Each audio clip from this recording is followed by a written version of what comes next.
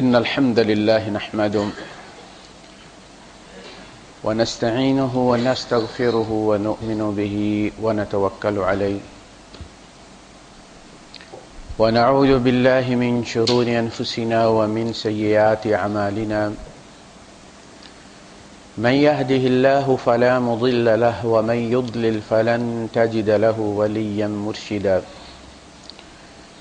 وأشهد أن لا إله إلا الله وحده لا شريك له ولا ضد ولا ند ولا مثيل له ولا مثال له وأشهد أن سيدنا ومولانا ومعلمنا ومرشدنا ومخرجنا من الظلمات إلى النور محمدا عبده ورسوله أرسله الله بالحق بشيرا ونذيرا وداعيا إلى الله بإذنه وسراجا منيرا فقد بلغ الرسالة وأدى الأمانة ونصح الأمة وكشف الغمة فترك أمته على المحجة البيضاء ليلها كنهارها لا يزيغ عنها إلا هالك اللهم صل وسلم وبارك عليه وعلى آله وأصحابه وأزواجه وذرياته وأهل بيته أجمعين أما بعد فأعوذ بالله السميع العليم من الشيطان الرجيم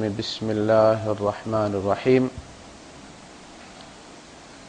يا أيها الذين آمنوا اتقوا الله حق تقاته ولا تموتن إلا وأنتم مسلمون وقال تعالى فاتقوا الله ما استطعتم واسمعوا وأطيعوا وأنفقوا خيرا لأنفسكم صدق الله العظيم رب اشرح لي صدري ويسر لي أمري واحلل عقدة من لساني يفقهوا قولي آمين يا رب العالمين۔ قرآن حکیم کی دو آیات میں نے آپ کے سامنے رکھی ہیں، ایک سورہ آل عمران سے اور ایک کی تلاوت کی ہے میں نے سورہ التغابن کے آخر میں۔ ایک میں اللہ پاک نے یہ کہا کہ اللہ کا تقوی اختیار کرو جیسا کہ اللہ کا حق ہے، اتقوا اللہ حق تقاتہ ولا تموتن الا وانتم مسلمون۔ اے ایمان والو، اللہ کا تقوی اختیار کرو جیسا کہ اس کے تقوی کا حق ہے۔ اب یہ کیسا سخت سا جملہ ہے۔ اللہ کا حق تو بہت زیادہ ہے اور ہم بڑے کمزور انسان ہیں، اس کے تقوی کا حق ادا کرنا شاید ہمارے لیے ممکن نہیں ہے ان معنوں میں جن معنوں میں ہم سمجھتے ہیں شاید۔ دوسری آیت میں یہ کہا گیا ہے کہ اللہ کا تقوی اختیار کرو جتنی تمہاری استطاعت ہے۔ اس کا کیا مطلب ہے؟ بعض دفعہ ہم اس کو بھی بالکل غلط طریقے سے سمجھتے ہیں۔ عقائد میں کوئی ڈسکاؤنٹ نہیں، یہاں جو کہا گیا نا یا ایھا الذین آمنوا اتقوا اللہ حق تقاتہ، یہ حق تقاتہ ہی عقیدے میں ہے، اس میں کوئی گنجائش نہیں ہے، کوئی تدریج نہیں ہے۔ شروع سے آدم علیہ السلام کے زمانے سے عقیدہ ایک ہی رہا ہے۔ شریعتوں میں تدریج رہی ہے، بعض چیزیں پہلے فرض نہیں ہوتی بعد میں فرض ہو جاتی ہیں، پہلے حرام نہیں ہوتی بعد میں حرام ہو جاتی ہیں۔ ساری شریعتوں میں یہ حلت اور حرمت تدریجن ہوئی ہے، سٹیپ بائی سٹیپ۔ عقیدہ کبھی بھی سٹیپ بائی سٹیپ نہیں آیا کہ بندے سے پہلے ایک مطالبہ کیا گیا ہو کہ ایک بندہ جو 25 کروڑ الہوں کو مانتا ہے تو اسے کہا گیا کہ اچھا تھوڑے سے کم کر لو، تم 100 کر لو، بعد میں کہا اچھا 50 کر لو، بعد میں کہا نہیں 1 کر لو۔ ایسا نہیں، شروع سے ایک ہی۔ اسی طرح فرشتے ہیں، مرنے کے بعد اٹھنا ہے، اس وقت کا جو موجود رسول ہوتا ہے اس کی رسالت ہوتی ہے، یہ ساری چیزیں ہمیشہ سے یا مانو ٹیک اٹ اور لیو اٹ، یا مانو یا نہ مانو، اس میں کوئی تدریج نہیں ہے۔ یہ ہے اتقوا اللہ حق تقاتہ، یعنی عقیدے میں اللہ کا تقوی اختیار کرو جیسا کہ اس کے تقوی کا حق۔ اس کے بعد آ جاتا ہے عمل۔ اب ظاہر ہے کہ عمل میں تفاوت ہوتا ہے. کبھی بھی ایسا نہیں ہوا کہ 100% لوگ رسول کی موجودگی میں بھی ایک جیسے نہیں ہوتے عمل میں. یعنی نبی کریم صلی اللہ علیہ وسلم کے صحابہ میں سارے ابو بکر نہیں تھے، صحابی تھے، اللہ ان سے راضی ہو گیا، رضا کا سرٹیفکیٹ دے دیا. کسی بندے کے بارے میں یہ کہا جا سکتا ہے کہ اسے پتہ نہیں تھا اس کے مستقبل کے بارے میں. یعنی میں یہ کہتا ہوں کہ میرا یہ بیٹا بہت اچھا ہے اور وہی بیٹا بعد میں مجھے اٹھا کے گھر سے باہر پھینک دیتا ہے تو وہ میری غلطی، اس وقت کی اسیسمنٹ تھی جو اس وقت وہ کر رہا تھا. عام طور پہ ہم یہ کہتے ہیں کہ اللہ ان صحابہ سے راضی ہو گیا، بس اسی وقت کی یہ اسیسمنٹ ہے جب انہوں نے یہ کام کیا تھا. اللہ پاک جب بات کرتا ہے تو اس کے لیے ماضی اور حال اور مستقبل ایک ہی چیز ہوتی ہے. صحابہ کی رضا کا جن کے لیے یہ نازل ہوئی ہے، بیعت رضوان کی تھی نا، بعد میں یہ ایک ٹائٹل بن گیا، یعنی ہر صحابی کے لیے رضی اللہ تعالیٰ عنہ لکھا جائے گا. حالانکہ اگر معنی اس کے دیکھے جائیں تو وہ ہر مسلمان کے لیے پھر استعمال کیا جا سکتا ہے. لوگوں نے نیچے کیا، مثلا امام ابو حنیفہ رضی اللہ تعالیٰ عنہ، شاہ احمد نورانی صاحب کے لیے، احمد رضا خان کے لیے بھی لوگوں نے استعمال کیا، یعنی جن پہ ان کا دل راضی تھا انہوں نے اللہ کو بھی اس سے راضی کر دیا. اس طرح سلامتی کہ اللہ کی سلامتی ہو ان پر، اس کو نبیوں سے منسوب کر دیا گیا کہ جب کسی کے نام کے ساتھ لکھا ہو آپ علیہ السلام تو آپ سمجھ جاتے ہیں کہ یہ نبی کی بات ہو رہی، کوئی نبی ہے. جبکہ ہم ایک دوسرے کو بھی سلام دیتے ہیں، السلام علیکم، اور سلامتی کی دعا بھی دیتے ہیں، اللہ پاک سلامتی عطا کرے عذاب سے. تو کوئی بھی اپنے والد صاحب کے لیے علیہ السلام نہیں کہتا. اسی طرح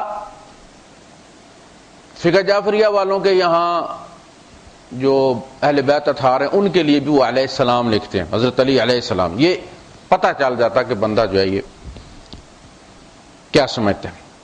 تو ہمارے ہاں یہ تعینات کیے گئے ہیں کہ نبی کے لیے علیہ السلام، نبی کریم صلی اللہ علیہ وسلم کے ساتھ صلی اللہ علیہ وسلم ہوگا، صرف علیہ السلام نہیں ہوگا. اور اگر دوسرے نبی پر بھیجنا ہے، صلات بھیجنی ہے، تو اس لیے کہ اللہ پاک نے یہ کہا نا صلو علیہ، صرف ان پر صلات ہوگی. اگر کسی دوسرے نبی کا نام آپ لیتے ہیں تو پھر آپ کہتے ہیں کہ حضرت عیسیٰ علیہ وعلی نبینا الصلاۃ والسلام، آپ پر اور ہمارے نبی پر صلاۃ و سلام ہو، ساتھ ملا کے پھر اس کو کہتے ہیں، ٹائٹل ہے. تو یہ طے کیا گیا کہ ہر صحابی کے ساتھ رضی اللہ عنہ، ورنہ جن کے لیے وہ نازل ہوا تھا لقد رضی اللہ عن المؤمنین اذ یبایعونک تحت الشجرہ، اصحاب الشجرہ کے بارے میں اللہ راضی ہو گیا. لیکن ہر صحابی کے لیے رضی اللہ تعالیٰ عنہ لکھا جاتا ہے. پھر ہر صحابی کے لیے رضی اللہ تعالیٰ عنہ، اور نبی کے لیے علیہ السلام، اور حضور کے لیے صلی اللہ علیہ وسلم الصلاۃ والسلام دونوں شامل کیے جاتے ہیں. نیک بندہ و نیچے رحمت اللہ علیہ کہتے ہیں، دعائے رحمت کی دعا ہے. تو اللہ پاک نے انہیں رضا کا سرٹیفکیٹ دیا، ان کے مستقبل کو جان کر دیا. اب ہمیشہ کے لیے اللہ ان سے راضی، وہ کینسل نہیں ہو سکتا، منسوخ نہیں ہو سکتا. اللہ صاحب سے راضی ہے لیکن ان میں کوئی ابو بکر جیسا نہیں، کوئی عمر جیسا نہیں، یا عمر بھی ابو بکر جیسا نہیں، عثمان عمر جیسے نہیں. ان میں بھی نبی کریم صلی اللہ علیہ وسلم کی موجودگی میں تفاوت ہے. بلکہ یہاں لکھا جاتا ہے ہمارے یہاں عقائد کی کتابوں میں کہ ابو بکر صدیق رضی اللہ تعالیٰ عنہ جو تھے وہ اپنے عبادات کی وجہ سے دوسروں سے افضل نہیں تھے. نماز ساری صحابہ جو ہے وہ اسی طرح ہی پڑھتے تھے، اس میں کوئی مسئلہ نہیں تھا. تو کہتے ہیں کہ مکانت ابی بکر فی الصحابۃ کان او کانت لشیء فی قلبہ، اس چیز کی وجہ سے ان کا وہ مقام جو تھا وہ اعلیٰ عرفہ تھا جو ان کے دل میں تھی، اس کی وجہ سے. باقی عبادات وغیرہ سارے روزے پورے ہی رکھتے تھے سارے، کوئی مسئلہ نہیں. تو جب ہم ایمانیات کی بات کریں گے تو ہم کسی آدمی کو ڈسکاؤنٹ نہیں دے سکتے. نیک ترین بندہ بھی وہی آرٹیکلز ہوں گے اس کے، ان میں سے وہ کوئی ڈراپ نہیں کر سکتا۔ آمنت باللہ وملائکتہ وکتبہ ورسلہ والیوم الآخر والقدر خیرہ وشرہ من اللہ تعالی والبعث بعد الموت۔ یہ وہ صیغہ ہے ایمانیات کا جو حدیث جبریل میں بیان کیا گیا ہے، اور یہ سب سے مطلوب ہے، کسی کے لیے بھی اس میں سے کوئی ایک چیز ڈراپ نہیں کی جائے گی۔ خود رسول کی اپنی رسالت کے بارے میں گواہی ان کے ایمان کا حصہ ہے۔ وہ پہلے نہیں جانتے تھے میں اللہ کا رسول ہوں، انہیں بتایا گیا ہے، علم دیا گیا ہے، وہ ایمان لائے اپنی رسالت پر، اسی طرح جس طرح ہم پھر ان کی رسالت پر ایمان لا کے مسلمان ہوتے۔ اللہ پاک نے جو ابتدا کی ہے تبلیغ کی اور دعوت کی،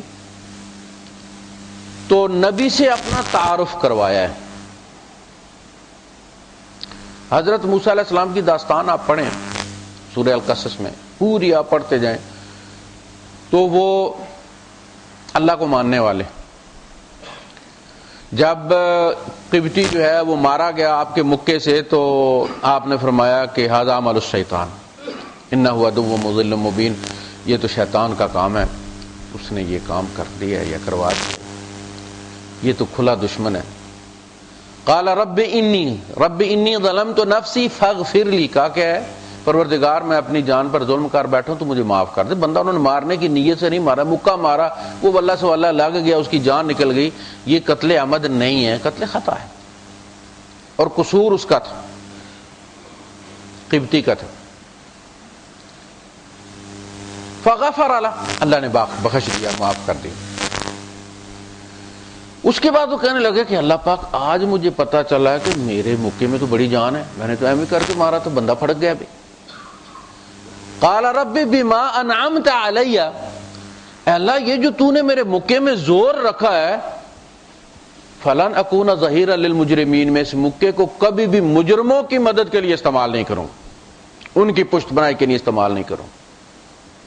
دیکھا آپ نے کتنی باریک بین نظر ہوتی ہے نبی کی، کہ مجھے ایک انعام ملا ہے، اے اللہ جو طاقت مجھے تو نے دی ہے، میں تجھ سے وعدہ کرتا ہوں کبھی بھی مجرموں کے حق میں ان کی پشت پناہی کے لیے استعمال نہیں ہوگی۔ یہ مومن کا اصل میں تقوی ہے کہ اللہ تو نے جو مجھے دولت دی ہے، میں عہد کرتا ہوں کبھی بھی تیرے خلاف استعمال نہیں کروں گا اسے، چاہے مجھے بیوی کہے، چاہے مجھے بچے کہیں، چاہے مجھے والدین کہیں، چاہے مجھے دوست کہیں، میں تجھ سے عہد کرتا ہوں یہ تیری امانت ہے، تیری نعمت ہے، تیرا انعام ہے مجھ پر، میں کبھی نہ شکری نہیں کروں گا کہ میں اسے تیرے خلاف استعمال کروں، تیرا دیا ہوا پیسہ تیری حرام کی ہوئی چیز کے لیے استعمال کروں، ایسے نہیں ہوں۔ یہ طاقت، یہ جوانی تیری دی ہوئی ہے، میں کبھی اسے تیرے حکم توڑنے میں استعمال نہیں کروں گا، میں اس کو لے کے تیرے سامنے کھڑا رہوں گا، رکوع و سجود کروں گا، لیکن میں کبھی بھی اسے لے کر تیرے قانون توڑنے کے لیے استعمال نہیں کروں۔ رب بما انعمت علی فلن اکون ظہیرا، ظہیر کس کو کہتے ہیں؟ جو پشت پر کھڑا ہے، ظہر پشت کو ہی کہتے ہیں، زور اسی لیے کہتے ہیں اس کو کہ سورج پشت دے دیتا ہے، ادھر تھوڑا سا ٹلٹ ہوتا ہے تو اس کی پشت ہو جاتی ہے ہماری طرف، تو اس کو زور کا وقت کہتے ہیں کہ سورج نے پشت دے دی ہے۔ ظہیر اصل میں وہی ہوتا ہے جو پشت پر کھڑا ہو۔ یہ ہمیں اصل میں موسیٰ علیہ السلام کی دعا جو ہے وہ کوٹ کر کے اللہ پاک نے ہمیں سبق دیا ہے کہ جو میں نعمت دوں اسے کبھی میرے خلاف استعمال مت کیا کرو، یہ سلیم الفطرت انسان کے اندر کی آواز ہے۔ پھر جب دوسرے دن مسئلہ ہوا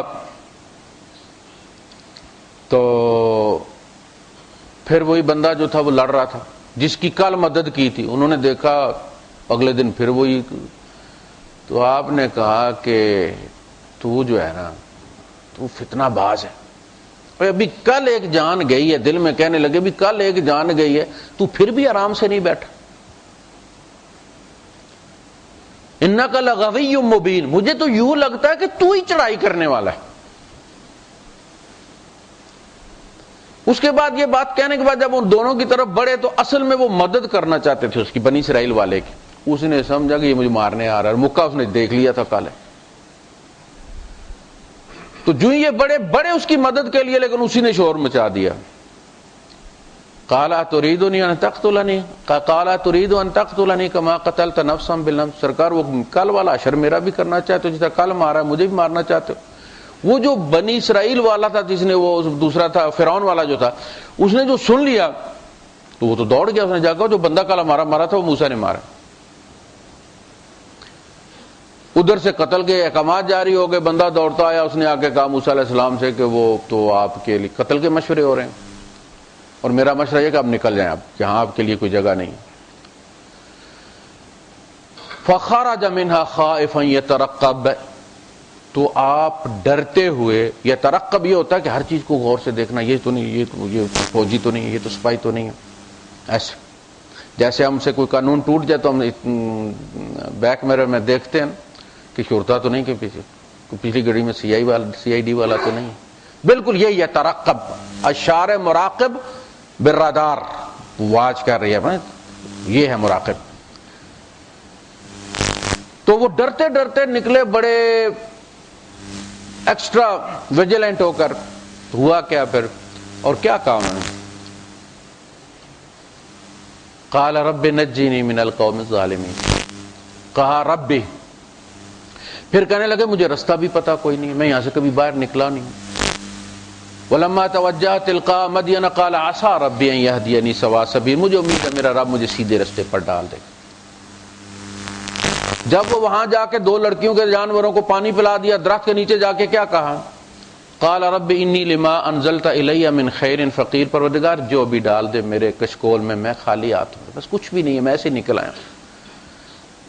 جس کا پیٹ بھرا ہوا وہ کرتا ہے نا پھر، اچھا یہ دے دو یہ دے دو. جو بھوکا ہوتا ہے وہ کہتا ہے جو بھی ہے دے دو یار، کھانے کو بس دے دو، کھانے والی چیز ہونی چاہیے. تو کہتے ہیں کہ میں تو فقیر ہوں، مجھے تو جو بھی خیر تو بھیج دے، بس اللہ پہ چھوڑ دی. جب پھر اللہ پاک نے بھی کہا پھر گلہ نہیں ہوگا تمہیں. پھر گھر بھی دیا، پناہ دی، بیوی دی، کام بھی دے دیا، اور کیا رہ گیا تھا؟ اس زمانے میں یہی ہوتا تھا. تو عرض یہ کرنا تھا کہ موسیٰ علیہ السلام رب سے واقف تھے، رب سے دعائیں کرتے جا رہے تھے، لیکن جب ملاقات ہوئی ہے وہ سارا ایمان جو تھا جس میں وہ ربی ربی ربی کہہ رہے تھے وہ سنا ہوا تھا. کس سے؟ انسانوں سے، باپ دادا سے. جدی پشتی ایمان تھا. جدی پشتی ایمان کی بنیاد پر تبلیغ نہیں ہوتی، میں نوٹ کر لیں. حضرت زید ابن عمرو ابن نفیل جو تھے وہ موحد تھے حضور کے اعلان رسالت سے پہلے ہی، لیکن وہ کبھی تبلیغ نہیں کرتے تھے. نبی کریم صلی اللہ علیہ وسلم بھی موحد تھے لیکن تبلیغ نہیں کرتے تھے. رسالت ملی، تبلیغ کا حکم نہیں ملا، اپنے گھر والوں تک کی بات رکھی، کزن سے. اس کے بعد 3 سال کے بعد پھر حکم ہوا کہ اب فاصدع بما تؤمر، اے نبی اب کھل کر کہو جو کہتے. اب یہ تبلیغ اپنی مرضی سے نہیں ہوتی، اصلاح اپنی مرضی سے ہوتی ہے. کسی کی گاڑی کے پیچھے کوئی چیز لٹک رہی ہے، کسی خاتون کا برقع جو ہے وہ موٹر سائیکل سے اڑتا چلا جا رہا ہے، آپ نے اس نے کہا کہ بھائی صاحب یہ سنبھال لیں آپ اس کو، یہ اصلاح ہوتی ہے، اس کو تبلیغ نہیں کہتے. تبلیغ وہ ہوتی ہے کہ کسی نے کوئی چیز آپ کو پکڑائی ہے، وہ ڈاکیا جو آپ کے گھر جا کے خط دیتا ہے، یہ تبلیغ ہے، پہنچا دینا. کورٹ میں آپ جائیں، قسم الابلاغ، قسم التبلیغ،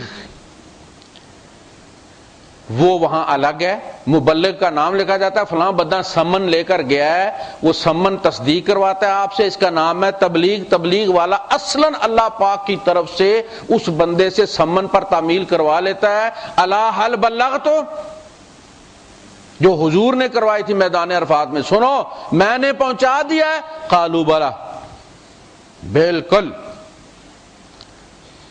بلغت الامانہ، بلغت الرسالہ، خط پہنچا دیا رب کا آپ نے. یہ قرآن حکیم اصلاً اللہ کا خط ہے انسانیت کے نام.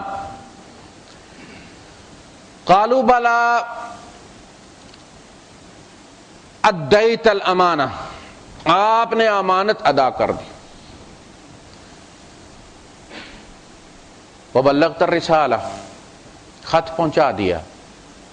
تو حضور کو پہنچانے کے لیے کیا دیا گیا تھا؟ قرآن حکیم.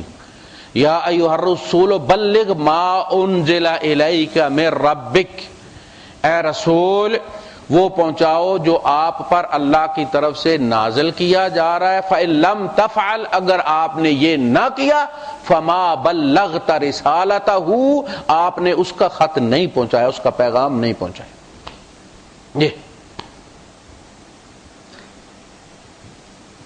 تو آج اگر ہم یہ حق رکھتے ہیں تبلیغ کا، تو اس لیے کہ ہمارے پاس وہ اللہ کا دیا ہوا خط ہے جو انسانیت کو پہنچانا ہے. یہ اہمیت ہے قرآن حکیم کی.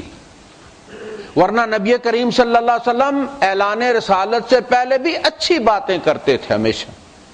کبھی آپ برائی کسی نے آپ کے منہ سے نہیں سنی، جھوٹ نہیں کسی نے سنا،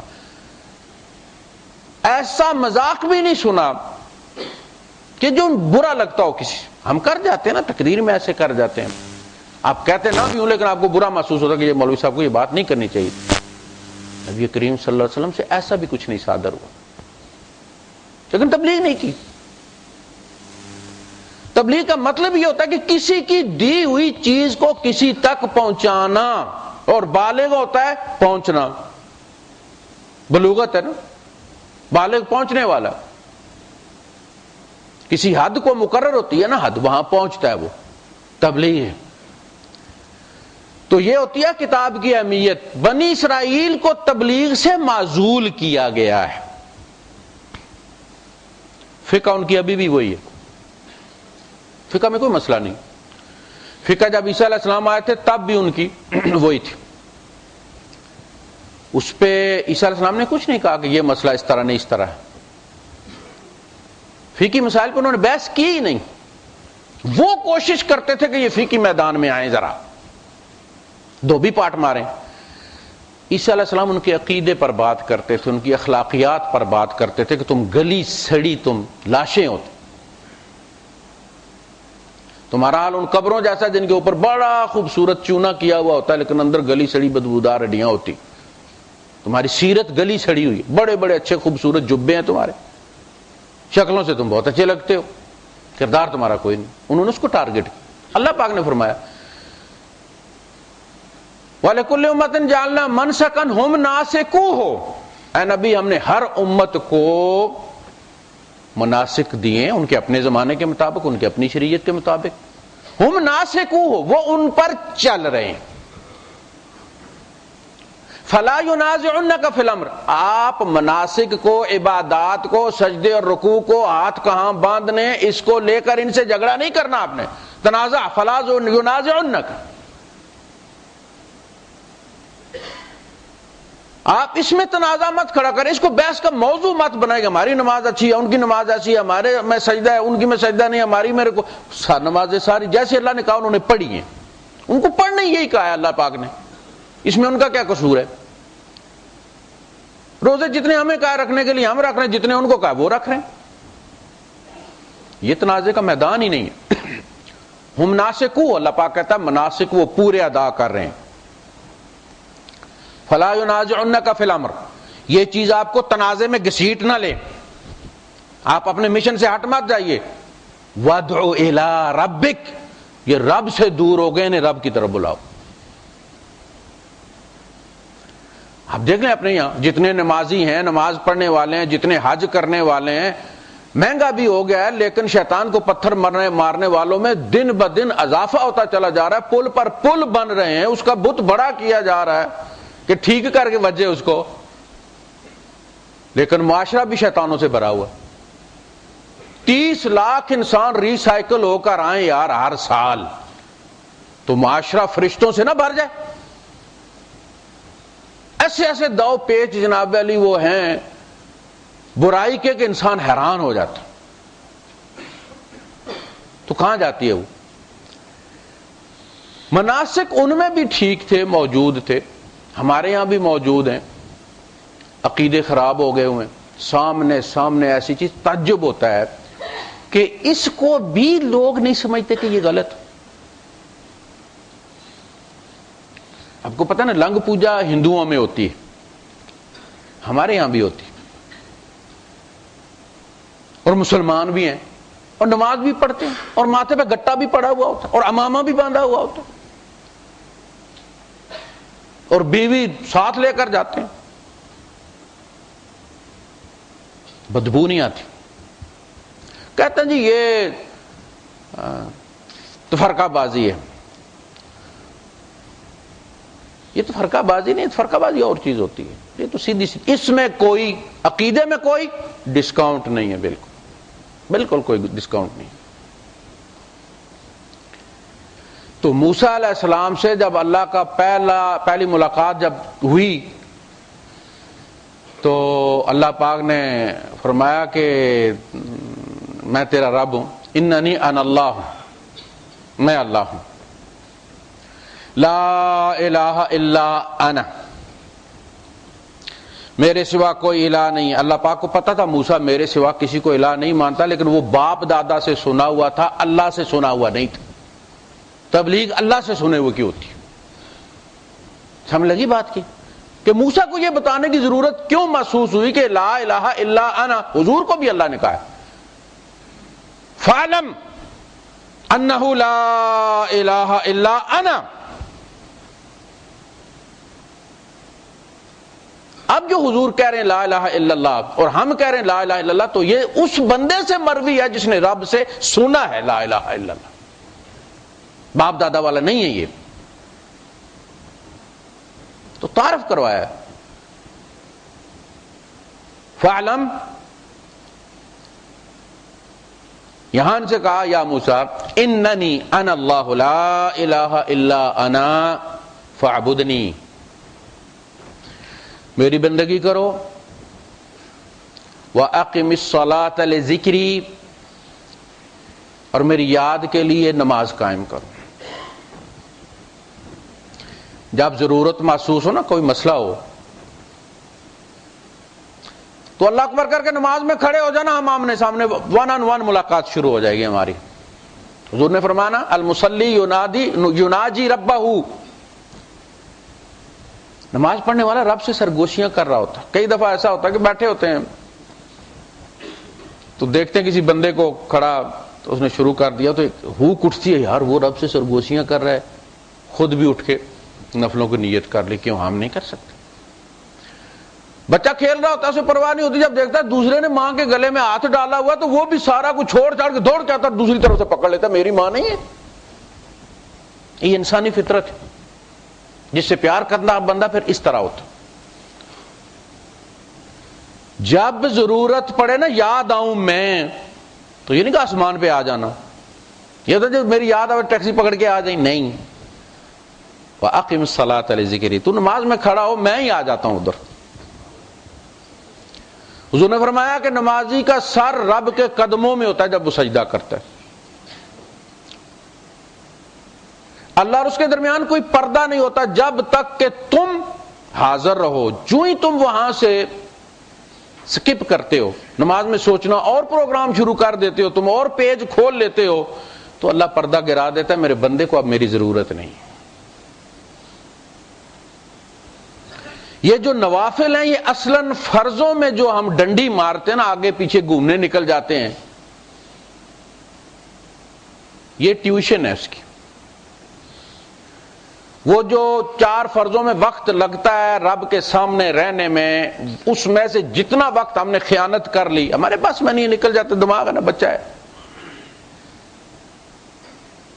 جو اللہ والے تھے نا، ان کے ضمیر نے یہ کہا کہ وہ وقت امانت تھی، تم نے خیانت کی ہے، وہ وقت پورا کرو. اب نوافل میں رب کے سامنے کم از کم اتنا تو حاضر رہو نا جتنا تم نے ادھر سے غائب کی. ایک بندہ نماز پڑھنے چاہتا ہے ڈیوٹی سے، اب ڈیوٹی والے تو کام کے پیسے دیتے نا، نماز کے پیسے تو نہیں دیتے. آپ نماز پڑھنے چلے گئے، اور جو نماز ڈیوٹی پہ بندہ پڑھتا ہے وہ ذرا لمبی پڑھتا ہے. جتنی دیر دفتر سے باہر رہے، کرسی سے نیچے رہے، اچھا ہے. آپ تو پھر آپ گئے، دعا بھی لمبی ساری مانگ کے گئے آپ، تو یہ وقت جو آپ نے خرچ کیا نا، یہ چوری کر کے خرچ کیا آپ نے کسی کا وقت. اللہ نے آپ سے کہا تھا مجھے اپنا وقت دو اس نماز کے لیے، وہ آپ کے ذمہ ہے. یا اتنا وقت دو اپنے ادارے کو، یا پہلے آؤ یا لیٹ چھٹی کرو. پھر اندازہ کر لو میں نے 10 منٹ زیادہ خرچ کیے ہیں اس میں سے نماز کے لیے خرچ کیے، وہ 10 منٹ ادارے کو لوٹاؤ، تب تمہارا وقت خرچ ہوگا اور نماز قبول ہوگی۔ اقم الصلاۃ لذکری،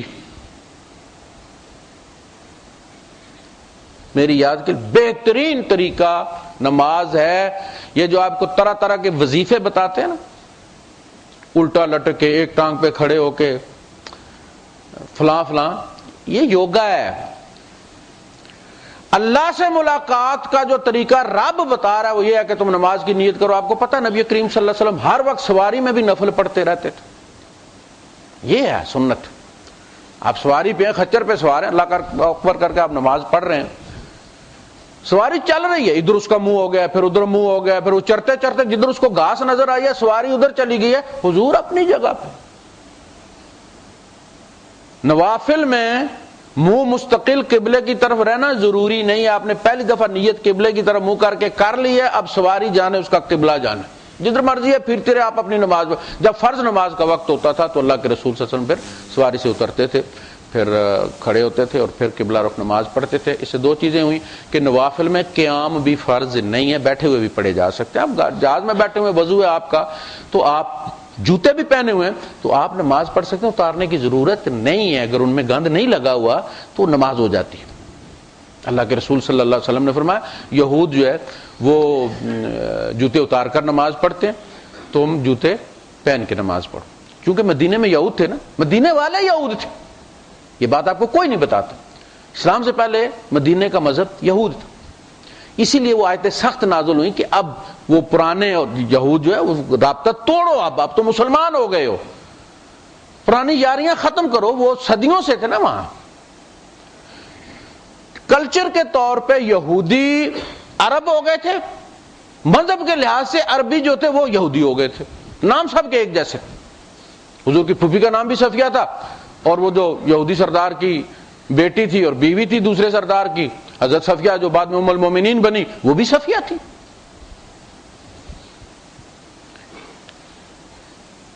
تو وہ آیات اصل میں ان کے لیے تھی، اگر انہیں استعمال کرنا تو ہمارے اور ہندوؤں کے درمیان استعمال کرو، ہمارے اور سکھوں کے درمیان استعمال کرو، اس لیے کہ ہم نسلی طور پر سکھ، جتنے بھی راجپوت ہیں، جتنے بھی چودھری ہیں، بٹ راجپوت ہے، ڈار راجپوت ہے، فلاں چوہان راجپوت، یہ سارے راجپوت کا مطلب ہی یہی ہے، راج کپور تھے نہیں۔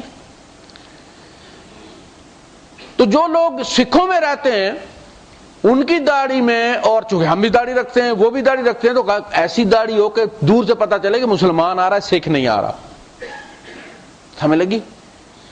یہی وہاں حال تھا، یہودیوں نے بھی داڑھی رکھی ہوئی تھی، تو حضور نے فرمایا داڑھی رکھو، عف اللحا، داڑھی رکھو، وخالف الیہود، مگر یہودیوں جیسی نہ رکھو، تھوڑی مخالفت کر لو، اس کی تھوڑی اس کی شیپ تبدیل کر لو، پتہ چلے یہ مسلمان کی داڑھی ہے۔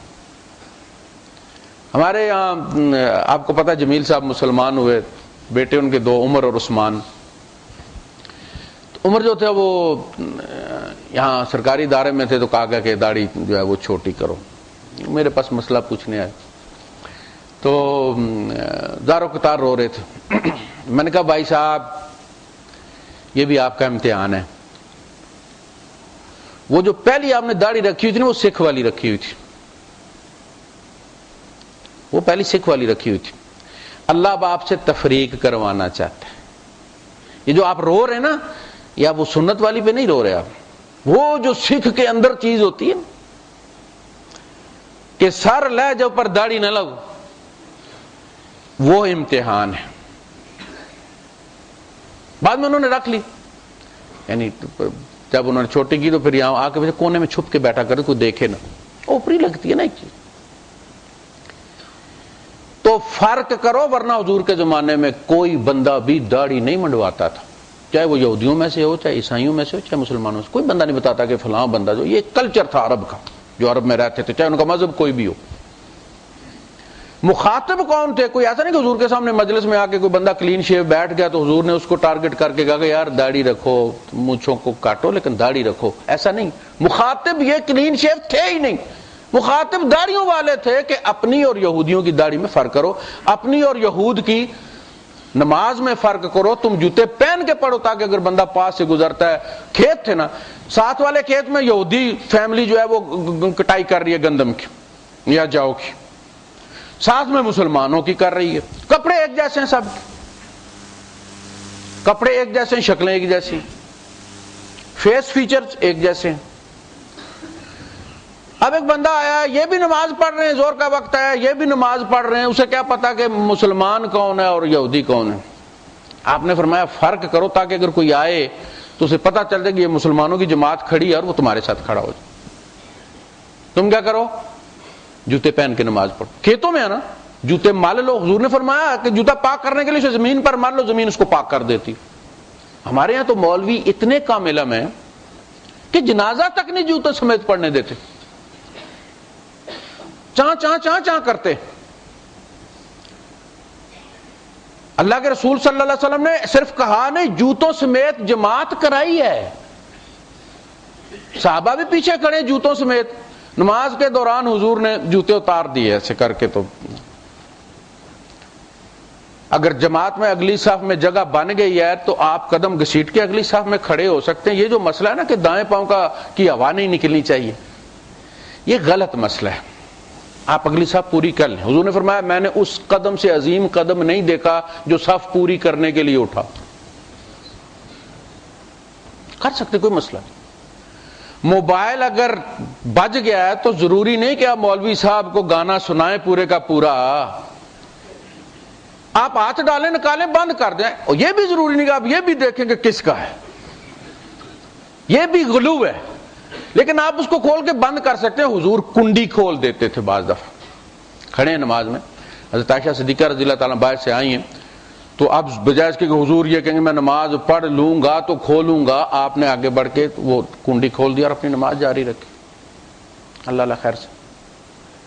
اب بچہ جا رہا ہے تندور کی طرف اور ماں کہتی ہے کہ نفل پڑھ گئی، اور نفل بھی لمبے پڑھ کے پھر میں سلام پھیروں گی، تو پھر نماز تمہاری ہو جائے گی، بچہ کوئی نہیں رہے گا۔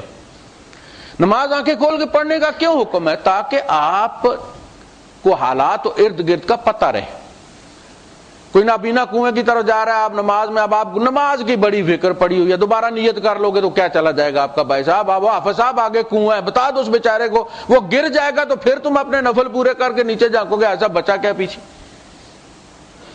آنکھیں کھول کے رکھیں، نماز میں ضرورت ہے نماز توڑ کے، باہر بال بج گئی آپ کی، ابھی پہلی رکعت آپ نے اللہ اکبر کی، اب 2 رکعت یا 4 رکعت کوئی بندہ باہر انتظار کرتا رہے گا، آپ نماز توڑ دیں، جا کے اس کی بات سنیں، اس کو ختم کر کے آ کے نماز تسلی کے ساتھ پڑھیں۔ اب پوری نماز میں آپ نے وہ باہر والے کے گرد اڑنا، وہ فلاں نہ ہو، وہ فلاں صاحب نہ ہو، کس کا میرے ساتھ کام ہو سکتا ہے، اب وہ ساری نماز باہر والے کے ساتھ چلی گئی، انگیج رہے گی آپ کی، آپ کے بس میں نہیں آپ اس کے خیال کو نکالیں، سیدھا جا کے۔ کیوں کہا گیا کہ بھائی بھوک لگی ہے تو پہلے کھانا کھاؤ اور اس کے بعد نماز پڑھو۔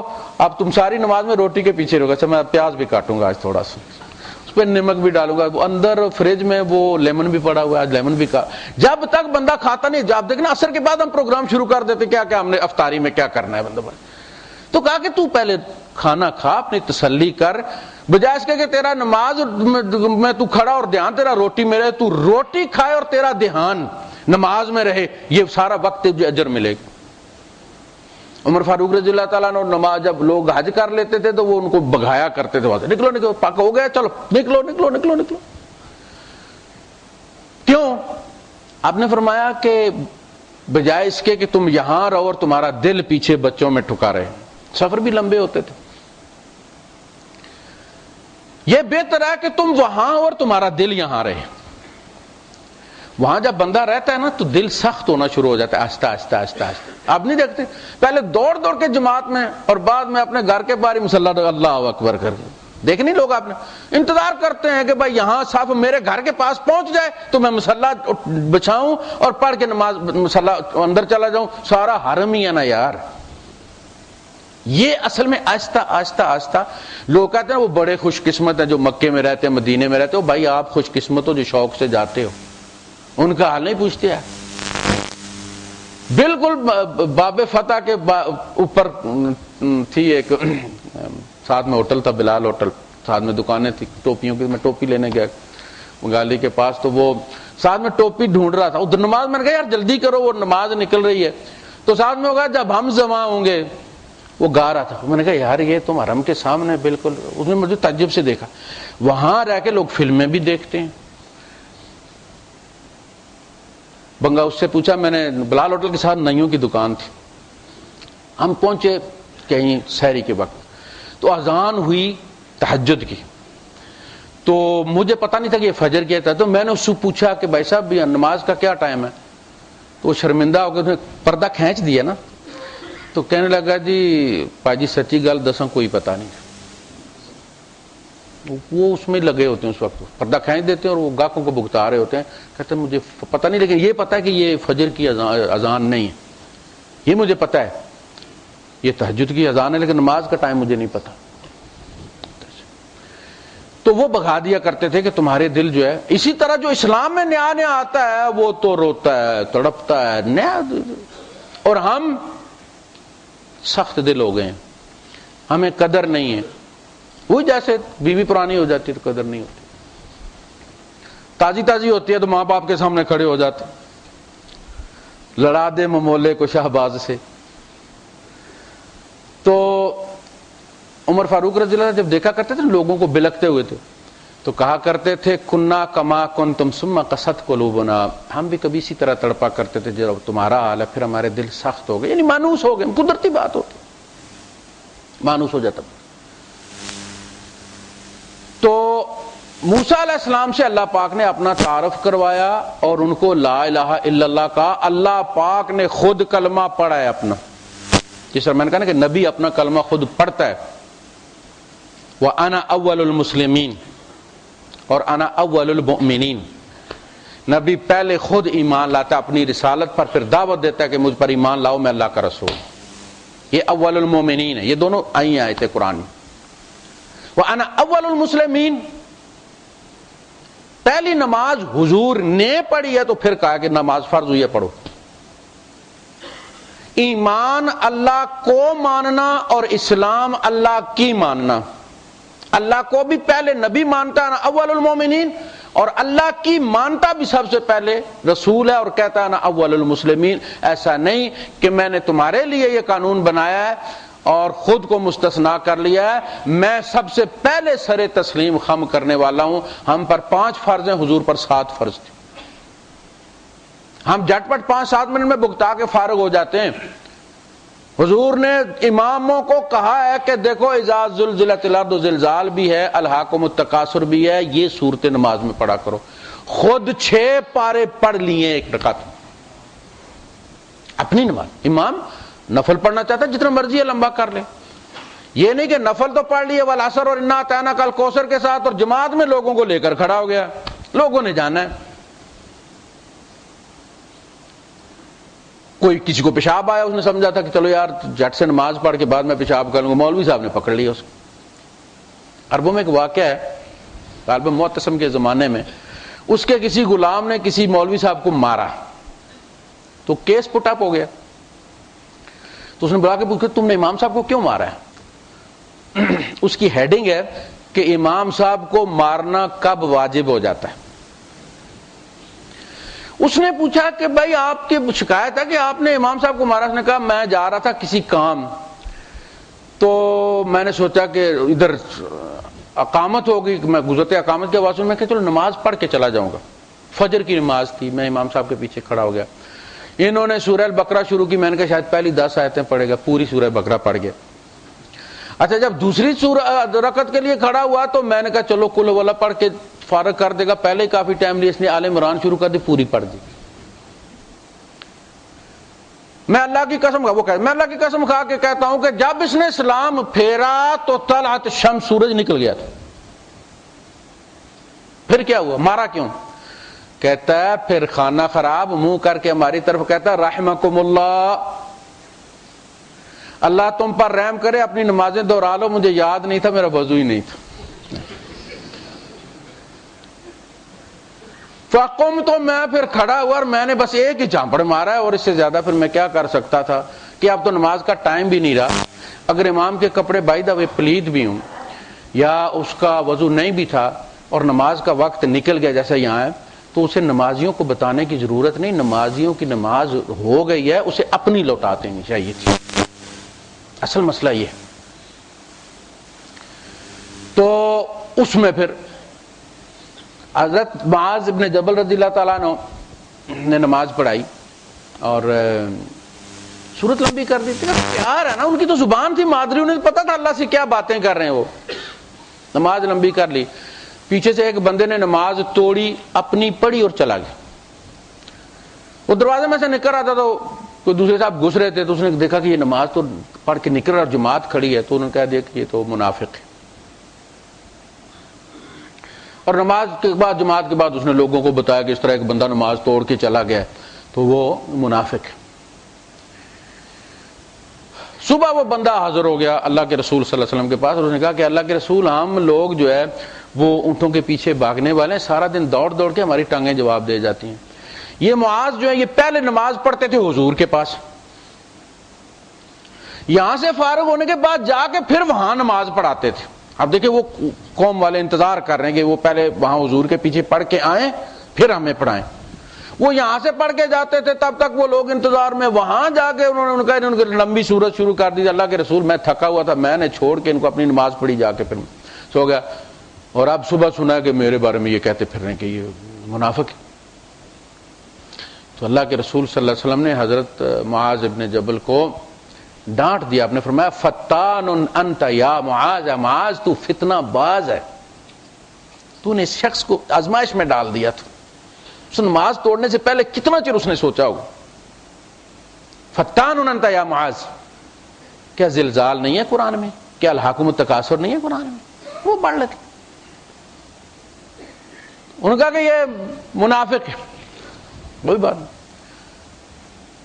اس بندے نے کہا کہ یہ تو وقت بتائے گا، میرا رب بتائے گا تم لوگوں کو کہ میں منافق ہوں یا نہیں۔ اور وہ بندہ جنگ میں شہید ہو گیا، خوب لڑا دلیری کے ساتھ، شہید ہو گیا۔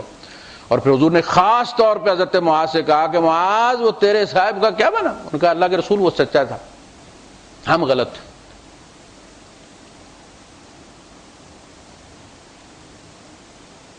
تو اللہ نے خود اپنا کلمہ پڑھا، شاہد اللہ انہ لا الہ الا ہوا، اللہ بھی گواہی دیتا ہے کہ اس کے سوا کوئی الہ نہیں۔ ہماری گواہی کہ اللہ کے سوا کوئی الہ نہیں ہے، یہ اللہ کی گواہی پر قائم ہے۔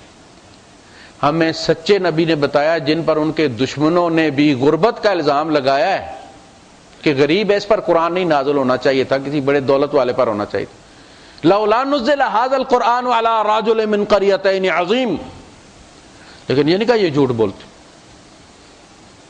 اس ہستی نے بتایا کہ اس نے اللہ کے منہ سے کلمہ سنا، شاہد اللہ انہ لا الہ الا ہوا والملائکۃ واولو العلم، اور فرشتوں نے بھی گواہی دیا کہ اللہ کے سوا کوئی الہ نہیں ہے، اور علم والے بھی یہی گواہی دیتے ہیں۔ یعنی یہ گواہی دینے والوں کی گواہی کی بنیاد علم پر ہونی چاہیے۔ گواہی کس پر ہوتی ہے؟ کہ میں جانتا ہوں کہ اس نے قتل کیا، میرے سامنے اس نے یہ کام کیا، میں نے سنا اس نے یہ کہا، گواہی یہی ہوتی ہے نا۔ تو گواہی کس پر ہوگی؟ علم پر مبنی ہوگی۔ وَأُولُو الْعِلْمِ، اور اولو العلم میں سب سے پہلے کون ہے؟ محمد الرسول اللہ صلی اللہ علیہ وسلم۔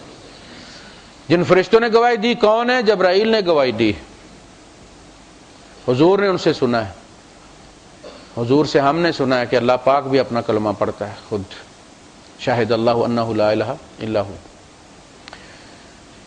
تو یہ دین حقیقی بنیادوں پر کھڑا ہے، سنی سنائی اس طرح کی باتوں پر نہیں کہ جس کی جڑ ہی کوئی نہیں، پتہ نہیں کس بندے نے کہا کہ پوری ایک چین موجود ہے ہمارے، اور پوری امت اس کو لے کر چلی۔ اس دین کی اصل تسامح ہے، وسعت۔ اللہ نے آدم علیہ السلام سے لے کر قوموں کی طغیانی کی وجہ سے ان پر کچھ قوانین جان بوجھ کے ان کے عملوں کے، ان کے کرتوتوں کی وجہ سے نافذ کیے تھے، اور وعدہ کیا تھا کہ میرا آخری رسول جب آ گا تو جو فائنل ورژن ہوگا شریعت کا، اس میں سے ہم ان سزاؤں کو نکال دیں گے۔ یحل لهم الطیبات یحرم علیہم الخبائث وَيَضَعُ عَنْهُمْ إِصْرَهُمْ وَالْأَغْلَالَ الَّتِي كَانَتْ عَلَيْهِمْ، وہ نبی آ کے وہ سارے صدیوں کے بوجھ ان سے اتار کے نیچے رکھ دے گا، اور وہ جو بیڑیاں اللہ نے انہیں پہنائی تھی ان کے کرتوتوں کی طرح تھے، ذَلِكَ جَزَيْنَاهُمْ بِبَغْيِهِمْ، یہ قانون ہم نے بنایا تھا ان کی بغاوت اور سرکشی کی وجہ سے، وَإِنَّا لَصَادِقُونَ، اور ہم سچے ہیں کہ شرن یہ مطلوب نہیں تھا مگر ذرا ان کو رگڑا دینے کے لیے ہم نے بنایا تھا، اور اس کے لیے ہم آخری رسول بھیجیں گے جو ساری جو ہے وہ بیڑیاں کاٹ دے گا، سارے بوجھ اتار دے گا۔ ہم ہیں اس نبی کی امت، اب اس امت کو بیڑیاں پہنانے کی کوئی کوشش نہ کرے، اس لیے کہ اب انہیں کاٹنے کے لیے کوئی نبی نہیں آئے گا۔ وآخر دعوانا الحمدللہ رب العالمین۔